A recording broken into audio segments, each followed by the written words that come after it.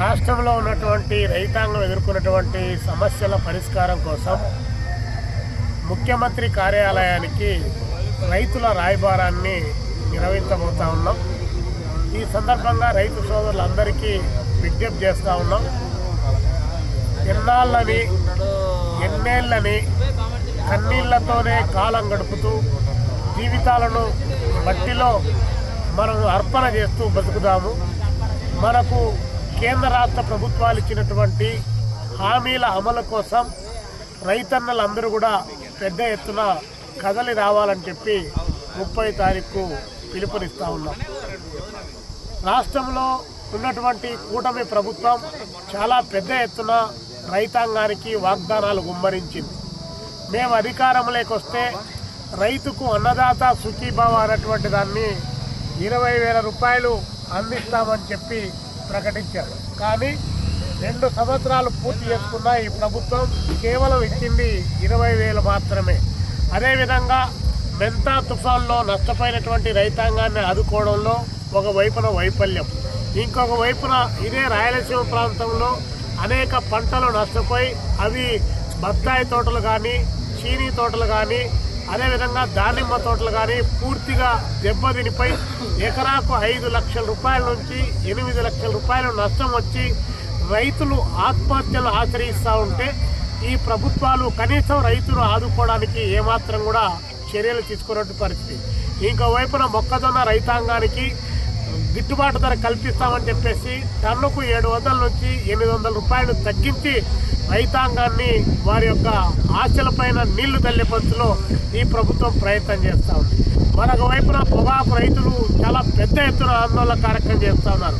ఇటీవల గుంటూరులో ఉన్నటువంటి పొగాకు బోర్డును కూడా ముట్టడించడం జరిగింది. కేంద్ర ప్రభుత్వానికి రాష్ట్ర ప్రభుత్వం లేఖలు రాయడంతోనే సరిపోయింది తప్ప రైతాంగాన్ని ఆదుకున్నటువంటి పరిస్థితి లేదు. ఒకవైపున మొక్కజొన్న మొదలుకొని, పత్తి మొదలుకొని, మిరప మొదలుకొని, టమోటా పంటల వరకు చాలా పెద్ద ఎత్తున ఇబ్బంది పడుతూ ఉన్నారు.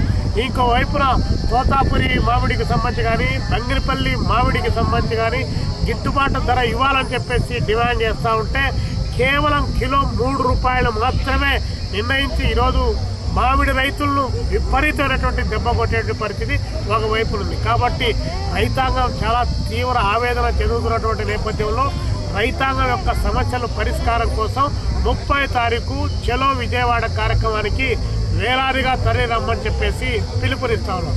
అదేవిధంగా కూటమి ప్రభుత్వానికి కూడా విజ్ఞప్తి చేస్తున్నాం.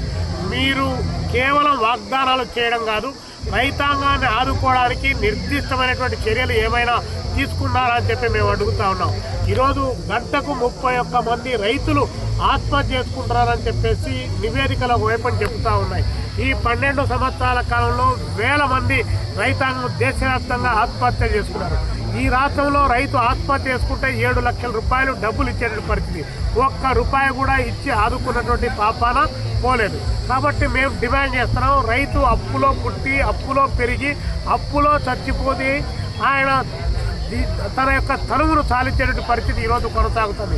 ఈ నేపథ్యంలో రాష్ట్ర ప్రభుత్వానికి మేము డిమాండ్ చేసేది కనీసం 1 టర్మ్ అయినా సరే 2 లక్షల రూపాయలు లోపు రుణాలు ఉన్నటువంటి రైతాంగానికి రద్దు చేయమని చెప్పి, రుణాలు రద్దు చేయమని చెప్పి మేము డిమాండ్ చేస్తే రైతు అప్పు రద్దు చేయమంటే మాత్రం రాష్ట్ర ఖజానా, కేంద్ర ఖజానా మాత్రం పాలకులు కనిపిస్తుంది.